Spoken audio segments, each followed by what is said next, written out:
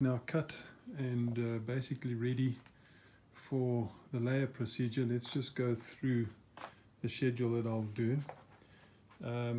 Obviously inside the mold, which are here, these are going to get painted before I start with this, so you'll see the next time you see that it'll probably be all painted white.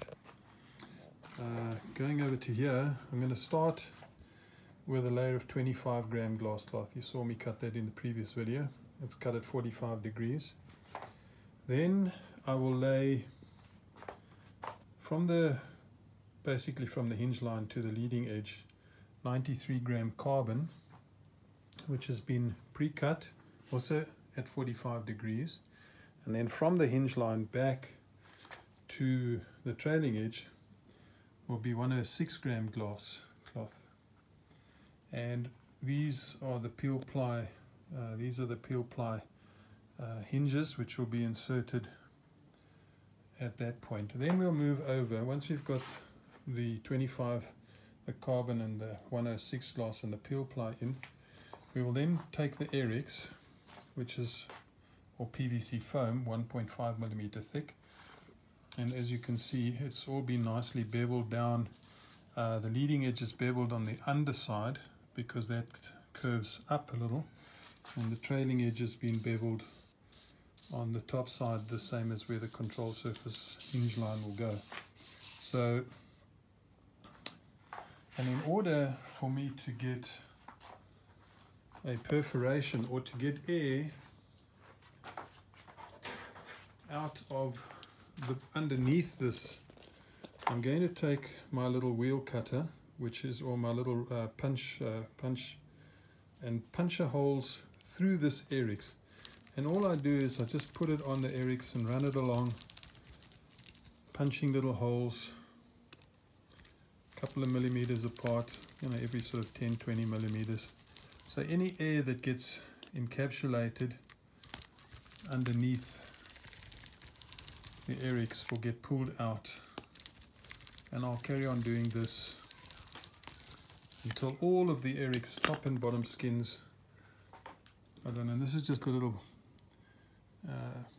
cutter or little punch, a little roller punch. It comes from the leather making industry, where they use it for punching holes through leather for the stitching. And you'll notice that every second pin, I've removed every second pin.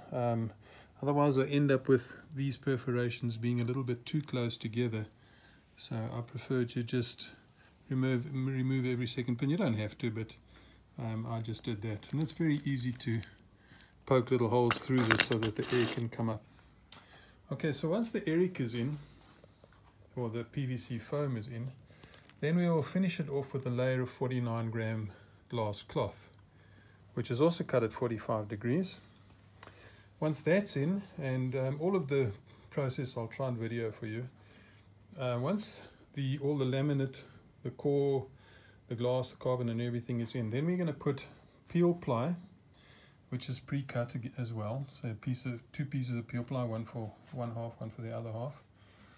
We'll also, after the peel ply, we'll put this pink perforated release form. You can see the little perforations. If I get in close, you can see the little perforations in this pink release form.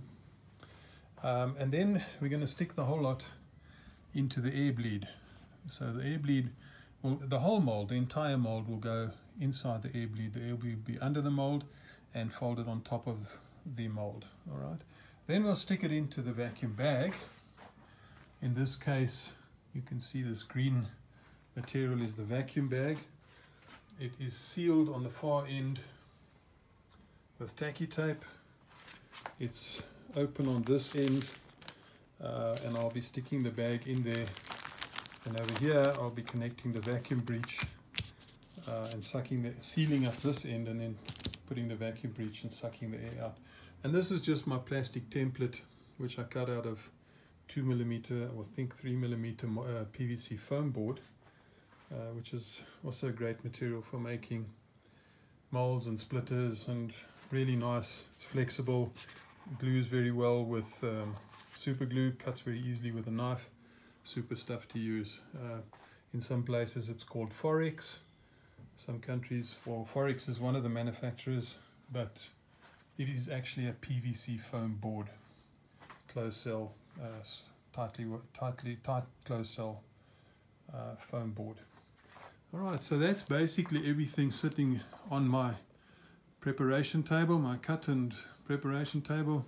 And the next thing for me to do is to take these molds, wax them up, make sure that they are really nicely waxed, and then I'll put some paint onto that just to show you where the bolts will be. What I have here is I have a little piano wire, I think this is 9 or so diameter, cut that go into the mold, and when I lay up, I'll lay up over this. So I'll end up with a little indentation in my mold through into which the head of a cap screw will go, and that will be used to bolt so this is the little screw here, one of these little machine screws with an Allen head, and it will fit into the little recess that will be created by these little metal, you can just see the little metal goodies that are inserted into the mold, and that will create the place for these screws to go flush with the top of the skin, and it will and then a little riv nut, little riv nuts like this are mounted inside the fuselage, and so that's inside the fuselage, and then the elevator goes over that, and the little cap screw goes down through that and bolts into there. Alright, so we're ready. In the next video we should start doing the layup.